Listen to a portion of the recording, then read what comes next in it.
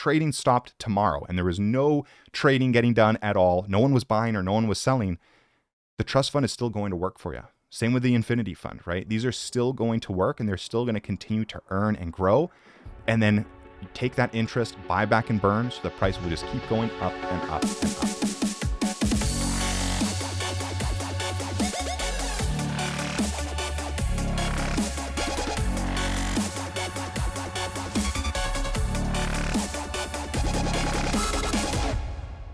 What's up everyone, Ross here with the Degen Project and welcome back to another video. So in today's video, I actually came up from a conversation that was held earlier in a particular project's Discord where someone was referencing my previous video, and if you haven't seen it, I'll stick it up above there or that corner, wherever it is, where I basically do a breakdown of MDB. And so yes, you can understand that it was in the MDB Discord and someone was asking a lot of questions. They were great questions because my previous video where I did the ecosystem breakdown, I realized that that really just covered the tokens and like the NFTs. And we didn't really talk about, okay, like I mentioned briefly the trust fund and how that works, as well as like the infinity fund and how that works, but I didn't actually break down a little bit more into details. How does MDB actually make money, right? How does it actually continue to grow apart from just like taxes that are kind of circulating back into each other? And so at the end of the video, we ended up with this big whiteboard with all this kind of stuff. And today what I want to do is expand on that, but really just focusing on the core fundamentals of where MDB is making its money. So with that being said, let's dive into it. But if you haven't done so already, go ahead and hit that like button, subscribe to my channel as well. I really appreciate it. Every like and comment and subscribe really helps the algorithm. So thank you all so much, very much for doing that. So let's dive into it. I've got the whiteboard pulled up here. And now keep in mind, guys, as I go through some of this stuff, if there's anything that you see where you think maybe I might have some like the information might be a little bit wrong, or maybe you have some feedback or questions about certain aspects that I'm talking about, feel free to comment below. I'd love to have some discussions going on and some conversations on the comments thread. So feel free to make a comment down below if you have any questions about what I'm going to cover. So at the end of last video, I kind of ended up with this huge whiteboard, just like chicken scratch all over the place.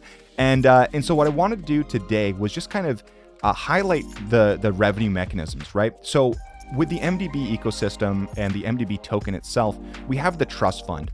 And really at the end of the day, that as well as the infinity fund are kind of like two of the primary movers for continuing to buy back and burn tokens out of supply, right? We want to have that like deflationary mechanisms through the trust fund as well as the infinity fund for the respective tokens. Now, how exactly does the trust fund work and how is it invested? So that's what I really want to dive into today. So again, we got my handy dandy little notebook here, and I'm going to just kind of draw out a little bit of stuff here. So we have the trust fund. And how does this actually grow, right? Well, here's the thing is the trust fund is basically allocated into a series of different investments, right? It holds different coins. It holds a lot of, tokens within the MDB ecosystem. It holds a lot of liquidity pool farming. And it holds some other protocols as well, right? Other projects. So they kind of had a initial kind of like risk profile where they're doing kind of like 70% stable or 70% low risk. I think it was 20% medium and then 10% kind of higher risk, right? So this was kind of the essential foundations of the trust fund and how it's going to be working, right? Now, again, the interest gained depending on let me undo that. Depending on the size of the trust fund, the ratio of the trust fund versus the market cap, depending on that ratio, the interest can be used to buy back and burn MDB tokens, right? There we go. So it can be used to buy back and burn MDB tokens. When the trust fund is much lower, when this ratio is very low, the interest gained will just reinvest back into the trust fund to compound and continue to grow. So those are the mechanics of the trust fund in essence of how it works, right? It's diversified into a multitude of different coins, liquidity pools, farming, different protocols and projects as well, all for the purpose of earning interest to be able to continue to grow and get the fund larger and bigger and have heavier buy pressure. And then at a certain ratio of the trust fund to the market cap, that's when the interest kicks in, which is called the Phoenix, and the Phoenix unlocks, and the interest is used to buy back and burn MDB tokens out of supply, therefore creating everlasting buy pressure. Now, something that we're very fortunate to have, and these are new things that have come out, and this is going to be continuing to be released through MDB, through their new team members that they have. I believe it's Adam who's doing this, maybe wrong on that, but we actually have the trust fund report. And so this is just like when this dropped in the announcements channel, I just like had a smile come over my face because I was like, these guys are doing it right. Because again, this is showing real world experience here, right? When you're dealing with people who have never actually ran or operated or been on a high like executive level or management level in a large company, there's a lot of things that people just really don't understand. And this is a fundamental piece when you're actually working with investors. And at the end of the day, that's what the trust fund is. It is investing our money that, you know, that was raised from us investors during the pre-launch and everything like that.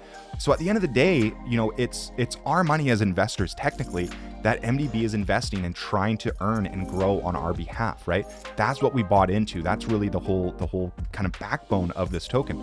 And so when I see something like this, I'm just like, this is fantastic, because I don't know any project that actually does reports like this, where they actually have professional write-ups explaining, hey, here's the allocations, here's the percentages, here's the breakdowns, here's our assets, this is what we're doing, this is our results this month. So I think it's absolutely fantastic. So I'm not going to go too much into details on here, but there's a couple things. They talk about their low risk liquidity pools, right? They're doing LPs with PancakeSwap, BuySwap. They have their own liquidity pools inside of Xenia as well. They have liquidity farming as well. They also are invested into some of the other, you know, potentially higher risk things such as like yield nodes, Ego. They have the trading bot going on as well. So they have a nice little breakdown of how they're kind of vested as a little summary here.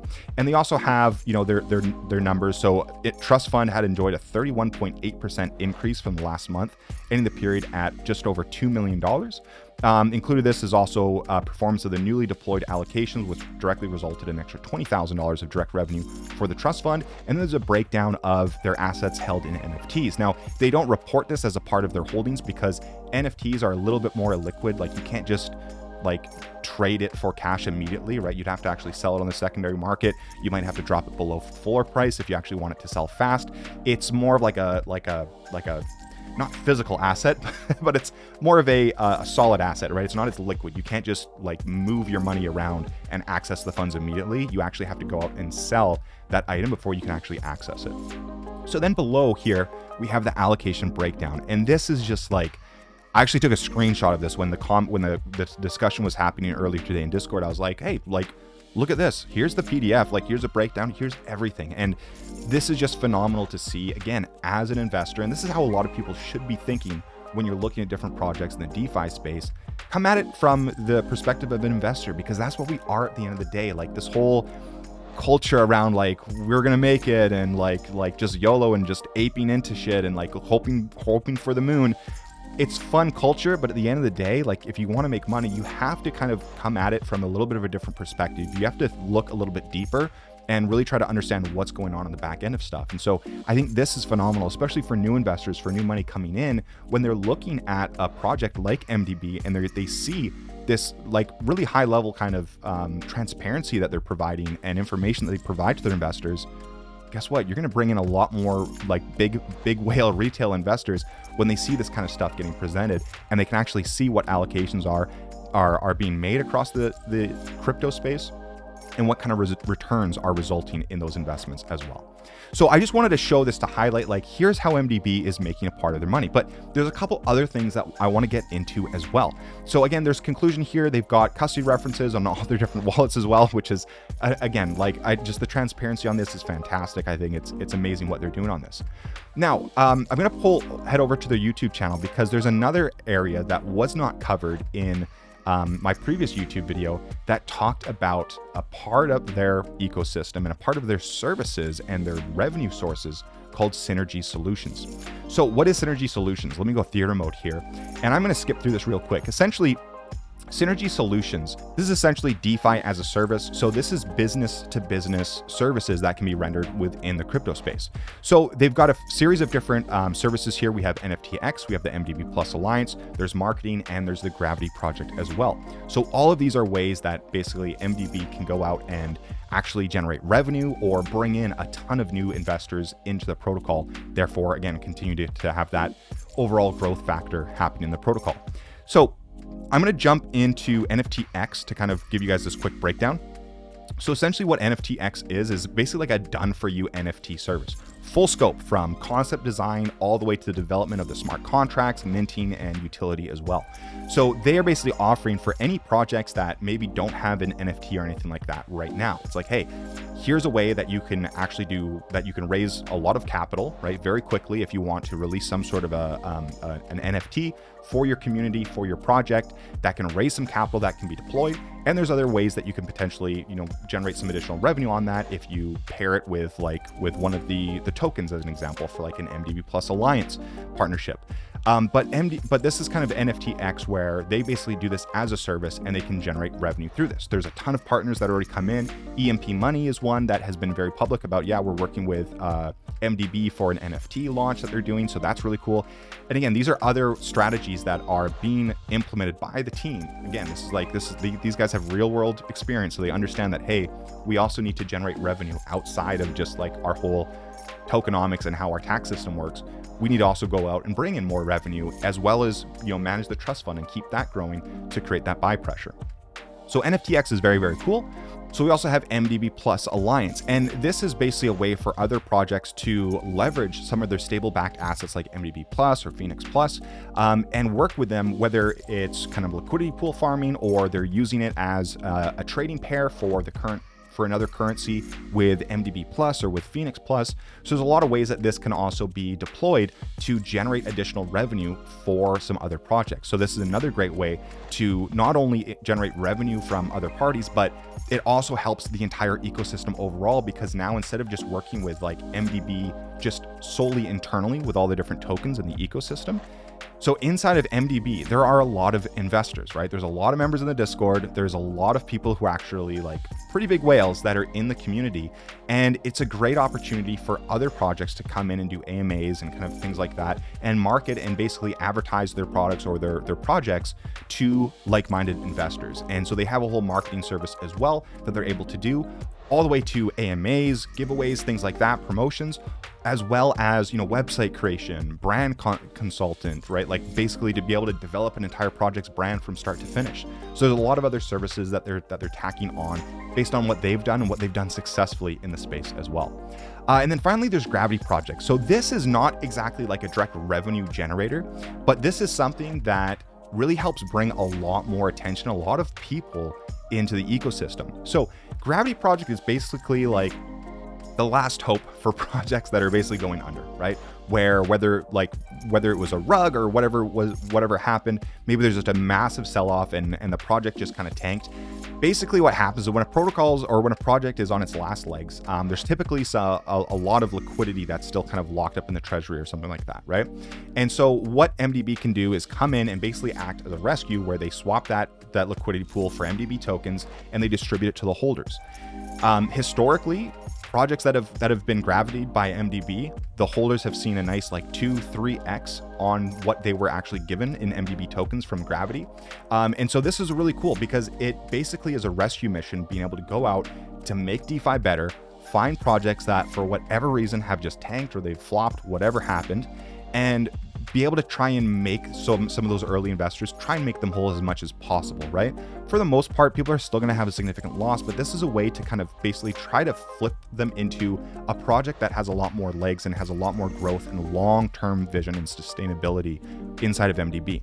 So this is great. It's been a massive success for the projects that have been gravitated so far. Again, the holders who've been received MDB tokens through the Gravity Project, they've had massive gains on them as well. So it's really great because it brings a lot of new people into the ecosystem at the same time as well. And now last but not least, we have the Millionaires Club. So this isn't exactly a revenue generator, but it's something that's actually very important when it comes to the entire MDB ecosystem. This is basically members only club, right? So Millionaires Club, you can earn the Millionaires Club badge in Discord and get access to everything here by holding, I believe, $500 of MDB or more. So as long as you hold more than $500 of MDB at any given time, you will have the Millionaires Club and you will get access to a series of things. So first of all, there's tons of giveaways and things like that. Every single month they're doing giveaways, they're doing all kinds of stuff. So there's also the Yacht Club Private Lounge, which is basically a private channel in Discord just for Millionaire Club's holders. So general chat is typically still very active. There's tons of people coming in, and that's kind of where a lot of new people you know, figure out a little bit more about the project. And a lot of Millionaire Club members are in general chat talking with people, but for certain topics and certain discussions, you know, it is exclusive to the Yacht Club Lounge, which is a great spot to really kind of connect with a lot of people who are very, very in depth in the whole crypto space and a lot of other DeFi projects, where you can kind of get people's honest opinions about certain things, and just really get some great information there. There's a ton of really smart individuals that are investors in this group as well, so it's a great place to be to learn about other projects in the crypto space. There's also investors workshops. There's a metaverse location coming. Apparently, I'm not actually up to speed on that and what's going on with that. But there's also new projects and whitelists that become available exclusively for Millionaire Club members as well. So that's really cool. And then there's also mental health sessions that we do weekly. I was actually in there this morning with Katie. It was a pretty good call. And we also have VIP status for whales. VIP status is obtained once you hold 1 million MDB tokens or more. So as the price keeps going up and up and up, it becomes harder and harder and harder to become a VIP member, because most of the VIPs right now are diamond handing MDB tokens and not selling. But those are some of the benefits of being in the Millionaires Club. There's a lot of great, you know, conversations that happen kind of privately in our own channel, and a lot of access to new projects and whitelist opportunities that are not typically available to the general public. So that's kind of everything in a nutshell, guys. That's a little bit more about the whole ecosystem. I hope this made sense. There is one other thing more, as well as the Infinity Fund, INF Fund. I'm not 100% on this. That's why I didn't really want to go into too many details, but I know that it is more aggressively designed, whereas the trust fund, again, like I mentioned in the previous video, based on the ratio, they will potentially reinvest to grow the fund. And then at a certain point, depending on the ratios, they will use funds to buy back and burn. Whereas the Infinity Fund is actually kind of the opposite, where any gains are made to buy back and burn Infinity tokens. So like its main objective is to at least maintain its value, and then everything else, all profits else, are used to buy back and burn Infinity tokens. So it's much more of like heavy buy pressure on the Infinity token, whereas the trust fund is kind of like the nest egg of MDB, where it wants to consistently and grow over time long term. And then as the market conditions are right, it will buy back and burn tokens out of supply. So that's it, guys. I hope you enjoyed this video. I hope this gives a little bit more insight to the whole MDB ecosystem, but more so to the fact of how exactly does this project make money without, you know, any new investors coming in, without any new money being bought or sold. Again, there was a whole thing at the very beginning. It's like, hey, look, the way that this project is designed is that even if there was no volume, the price would still increase. And that's exactly what we have here, right? If trading stopped tomorrow and there was no trading getting done at all, no one was buying or no one was selling, the trust fund is still going to work for you. Same with the Infinity Fund, right? These are still going to work, and they're still going to continue to earn and grow, and then take that interest, buy back and burn, so the price will just keep going up and up and up. So I hope that gives you guys a little bit more of a clear sense of how it all works. And again, if you enjoyed this video, comment below, let me know what your thoughts were on this. Let me know if you have any ideas on how MDB could really kind of invest into some other things with their trust fund or anything like that. I know the team is always looking for new projects and new investment opportunities that they can dive into and really do their due diligence. That's the one thing that I love about them as well, is that they're not just aping into shit like left, right, and center. They take a lot of time to go through their analysis to determine, hey, is this a good project for us to invest in? And how much do we want to allocate into that project based on the risk tolerance profile? Because again, at the end of the day, it's the investor's money, not theirs. And that's how they really take their approach to it, which I truly, truly appreciate as an investor. But again, guys, if you enjoyed this video, go ahead, like, comment below, subscribe. And again, hopefully this gave you a better understanding of how MDB actually makes money within their ecosystem. I look forward to seeing you in the next video.